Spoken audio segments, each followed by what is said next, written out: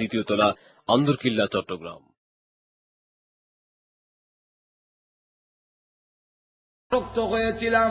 আসক্ত হওয়ার মতো যুবক ছেলে ছিল, এমন সুন্দর হইলে মানুষের স্বভাব, মানুষের মজ্জাগত একটা জিনিস আল্লাহ দিয়েছেন, আকর্ষণ হওয়াটা। সুন্দর হইলে ওই দিকে আকর্ষণ যায়। আমি তার প্রতি আসক্ত ছিলাম, এটা ঠিক। এই কথা স্বীকার করে আজিজ মিসিরকে জানাই দিতে চাই, ও আজিজ মিসির, আমি শুধু একটু ভালোবাসাই করেছিলাম, কিন্তু এর চাইতে আর কোন জঘন্য কাজে আমি লিপ্ত হই নাই। কথা বুঝছেন? এরপরে বলেন, তফসির কারটা বলেন যে এখান থেকে ওই 57 নম্বর আয়াত, ওয়ামা উবাররিউ নাফসি ইন্নান নাফসা লাআম্মারাতুম বিসসু ইল্লা মান রাহিমা রাব্বি। হযরত ইউসুফ আলাইহিস সালাম বলেন যে আমি কথা জানায় দেওয়ার জন্য, যে আমি ইউসুফ আলাইহিস সালাতু সালাম, আমি আজিজ মিসির, আমার যে মালিক, আমার যিনি ছিলেন বস, তার স্ত্রীর সাথে আমি কোনো খারাপ খেয়ানত করি নাই, তার গরো খাইয়া বিশ্বাসঘাতকতা আমি করি নাই। এই কথাটা প্রকাশ করার জন্য উনি যে হট ধরে বললেন, এটার মধ্যে আবার কিছু অহংকারের কিছু বোঝা যাইতে পারে। এই কথাটার জবাব দেওয়ার জন্য বলেন, ওয়ামা উবাররিউ নাফসি, আমি নিজেকে একবারে পবিত্র মনে করি না। কেন? ইন্নান নাফসা লাআম্মারাতুম বিসসু, এটা নিজের শুরু মনে করবার লাগে, যে মানুষের ভিতরে, প্রত্যেকটা মানুষের ভিতরে এই চাহিদা আল্লাহ রাব্বুল আলামিনের দেওয়া, হোক সে আলেম, হোক সে পীর সাহেব, ফিরো যদি হয়, তারও ওই দিকে আকর্ষণ, এটা আল্লাহর দেওয়া। কোন পীর সাহেব যদি বলে মুরিদ নিয়ে আমার সামনে আইলে, ওই দিকে আমার ধ্যান খেয়াল যায় না। যদি কয় তাহলে বুঝবা যে এটা হয়তো বাটফার, আর নাইলে রুগী, হাসপাতালও পাঠানির দরকার। আর না হয় মন যায়, কিন্তু আসল কথা কয় না। একটু জোরে কন না, আরো জোরে। এটা আল্লাহ রাব্বুল আলামিনের জন্য মজ্জাগত দেওয়া। ইউসুফ আলাইহিস সালাতু ওয়াস সালাম বলেন, ওয়ামা উবাররিউ নাফসি, আমি একবারে পবিত্র নই। আমি কথা বলি না যে আমি নিজেকে একবারে পবিত্র, আমার মন যে একবারে পবিত্র, ইমন আমি বলি না। ইন্নান নাফসা লাআম্মারাতুন বিসসু, নিশ্চয়ই নফস হইল এটা মন্দ প্রবণ, এটার মধ্যে আল্লাহ এই যোগ্যতাই দিয়েছে। মানুষের মন সবসময় খারাপ কাজের দিকেই চায়। আর তো ধরে কন্যা, খারাপ কাম, বালা কাম চায় না। নামাজ পড়তে মন চায় না, রোজা রাখতে মন চায় না, জিনা করতে মন চায়, সুদ খাইতে মন চায়, গান নাচ গান করতে মনে ভালো লাগে। আর তো ধরে কন্যা, নামাজ না পড়তে ভালো লাগে, পড়তে ভালো লাগে না। আর তো ধরে কন্যা, মনের মধ্যে, মানুষের মনের ভিতরে আল্লাহ এই চাহিদা দিয়েছেন যে মানুষের নফসের উৎকামই হইল গুনার দিকে ইদারে দাবিত করা। এটা নফসের কামই।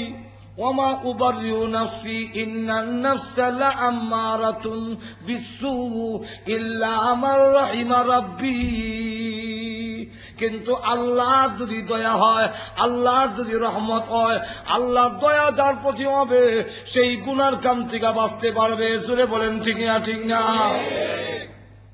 ইউসুফ আলাইহিস সালাতু ওয়াস সালাম নিজেকে শুরু মনে করার জন্য, যে আমি যে এটা আমার বেটাগিরি না, এটা আমার অহংকার না। কোন মানুষ যদি গুনার কাম থেকে বাঁচতে পারে, তাহলে ওই মানুষ বেটাগিরি না কইরা যে অমুকে গাঞ্জা খায় আমি খাই না, অমুকে মদ খায় আমি খাই না, অমুকে জিনা করে আমি জিনা করি না, অহংকার করার কিছুই নাই। কোন মানুষ যদি গুনার কাম থেকে বাঁচতে পারে, তাহলে এই কথাটা আল্লাহর শুকর আদায় করার দরকার, যে এই গুনার থেকে বাঁচাটা আমার কাম নয়, গুনার কাম থেকে বাঁচা আমার কোন অহংকার নয়, আমার মহান আল্লাহর দয়া মায়ায় আমাকে বাঁচায় আছে। যেরকম ঠিক কিনা?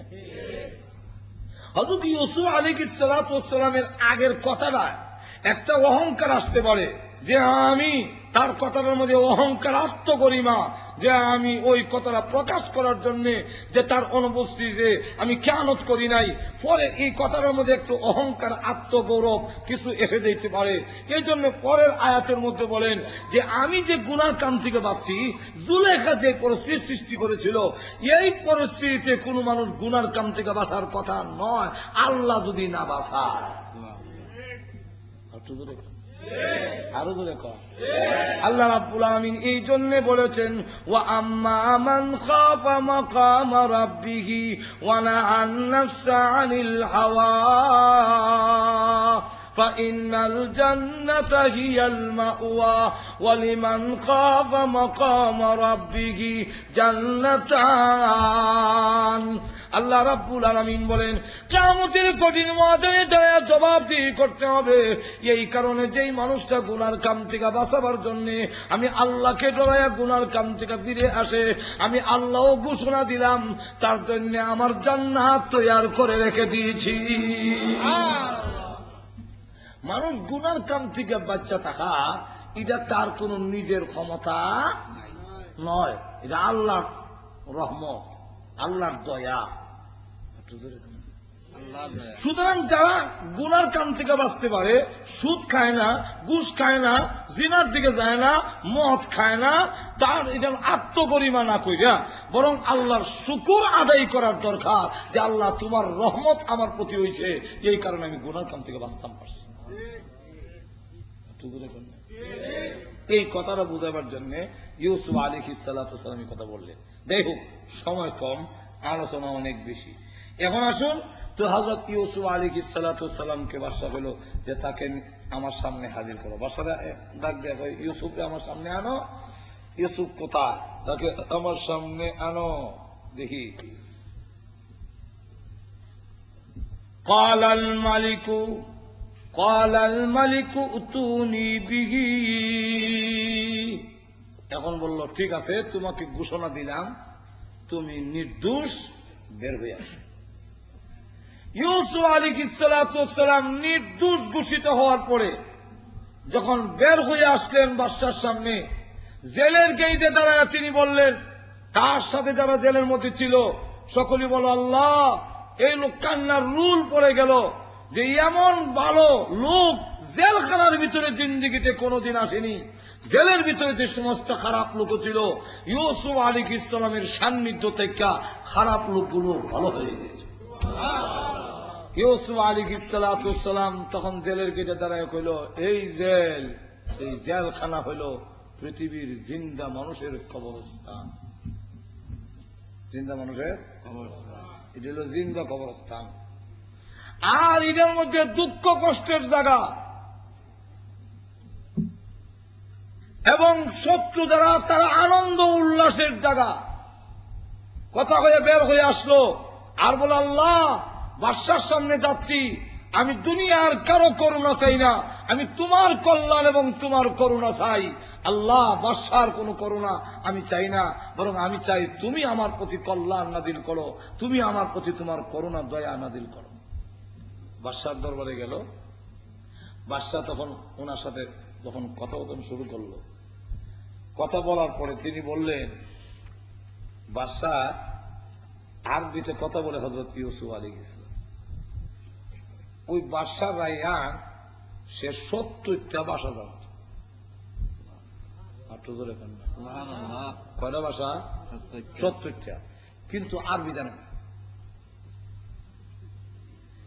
ইউসুফ আলাইহিস সালাতু ওয়াস সালাম দেখা গেল বাদশার রায়্যান যেই ভাষায় কথা বলে তার উত্তর ওই ভাষা ইউসুফ দেয়, কিন্তু ইউসুফ আলাইহিস সালাম কিছু ভাষা প্রয়োগ করলেন যেটা রায়্যান বুঝে না। তখন রায়্যান বুঝতে পারল যে আমার জ্ঞানের চাইতে আরো ১০০০ কোটি গুণ বেশি জ্ঞানের অধিকারী ইউসুফ। ফালাম্মা কাল্লামাহু, যখন কথাবার্তা হইল তখন বলল যে এখন বুঝতাম পারলাম, আরবিতে কথা বলে। তো জিগাই দেখিটা কইটা আমার পূর্বপুরুষ, আমার দাদার ভাই হযরত ইসমাইল আজমের বাসা। ইয়াকুব আলাইহিস সালামের বাবার নাম ছিল ইসহাক, আর চাচার নাম ইসমাইল আলাইহিস সালাম। ইসমাইল আলাইহিস সালামের ভাষা ছিল আরবি। এই জন্য তিনি বলেন এটা হইল আমার দাদার ভাইয়ের ভাষা। তখন বললো এই ভাষা তো আমি জানি না, এটা আপনি জানবেন না। এরপরে বললো হিব্রু ভাষায় কথা, হিব্রু ভাষাও ভাষা জানে না। তখন বললো এটা কোন ভাষা? এটা হইল আমার বাপ দাদা পূর্বপুরুষের ভাষা, আমার বাবা ইয়াকুব আলাইহিসসালামের ভাষা হিব্রু ভাষা, আমার পূর্বপুরুষ ইসহাক আলাইহিস সালাম তারও ভাষা হিব্রু ভাষা। বাদশা তখন এই ভাষায় কথা বললে বুঝে না, কিন্তু সে যে 70টা ভাষায় কথা বলে সবটি ভাষায় ইউসুফ আলাইহিস সালাম জানে। কথাবার্তা তারা বুঝতে পারলো যে ইউসুফ অত্যন্ত জ্ঞানের অধিকারী। قال إنك اليوم لدينا مكين أمين।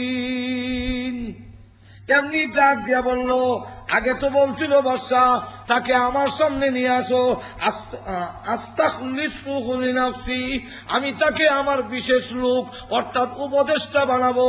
কিন্তু এখন কথাবার্তা বলার পরে তিনি ডাক দিয়া বলেন, ইন্নাকা, নিশ্চয় ও ইউসুফ তুমি, আল ইয়াউম, আজকের দিনে, লাদাইনা, আমাদের নিকট, মাকিনুন আমিন, সম্মানিত এবং বিশ্বস্ত হয়ে থাকবে।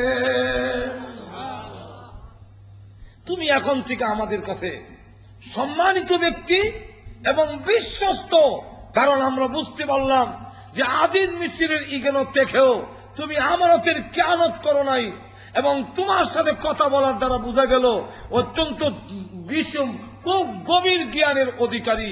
সুতরাং তুমি আমাদের কাছে এখন থেকে খুব সম্মানিত এবং তুমি আমাদের কাছে বিশ্বস্ত। এখন বলেন, আপনাকে চাইছিলাম আগে উপদেষ্টা বানাইতাম, এখন উপদেষ্টা না, এখন মন্ত্রী পরিষদ। ইউসুফ আলাইহিস সালাম বললেন তখন, তাহলে একটা কাজ করেন, অর্থ বিভাগ পরিচালনা করার জন্য দায়িত্ব আমার কাছে দেন। সুবহানাল্লাহ বলেন না? قال اجعلني على خزائن الارض, এই দায়িত্ব এখন আমার কাছে দেন, অর্থ বিভাগের দেখাশোনা করার দায়িত্ব আমার কাছে দেন। কেন?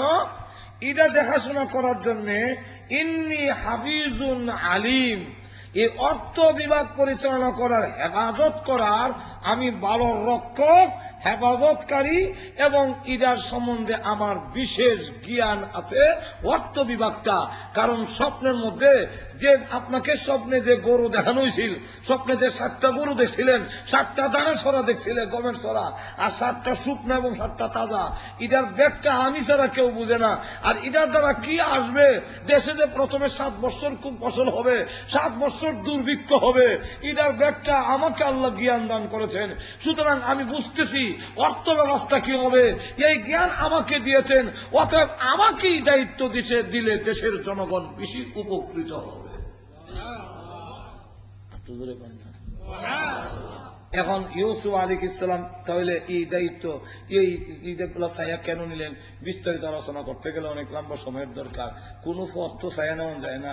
ইউসুফ আলাইহিস সালাম এই পথ কেন লেগে ছায়া নিলেন বলে, হ্যাঁ, কোন কোন ক্ষেত্রে যদি দেখা যায় যে আপনি এই দায়িত্ব নিলে, অন্যরা নিলে দেশের আমানতের খেয়ানত হবে, অন্যরা নিলে দেশের লোকজন উপকৃত হবে না, আপনার কাছে দায়িত্ব আইলে আপনি দেশের বেশি উপকৃত হবে, তখন দেশের জনগণের কল্যাণার্থে আপনি ওই পথ ছায়া নেওয়া ওই জরুরি।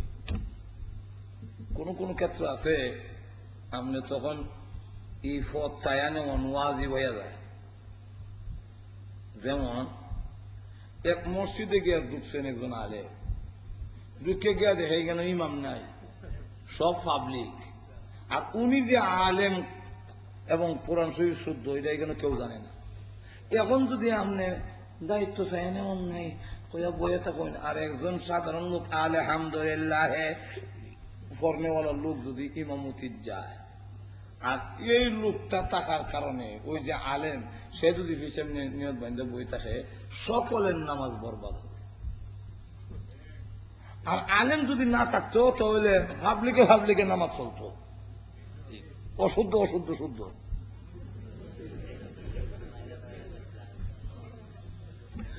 অশুদ্ধ শুদ্ধ মিললা শুদ্ধ হয়ে যায়। শুদ্ধ হয়ে যায় বলতে ওগুলো অশুদ্ধ মিললা যায় এক জাতের নামাজ যাও যেটা বলেছে। কিন্তু একজন যদি ভালো এখানে লোক জাননেওয়ালা থাকে আর এই সময় না কর, তার কারণে সকলের নামাজ বাদ যাবে। ওই তো এই সময় তার কোন ওয়াজিব ইমামতি আমি করব, আর তো জোরে কর না, আরো জোরে কর।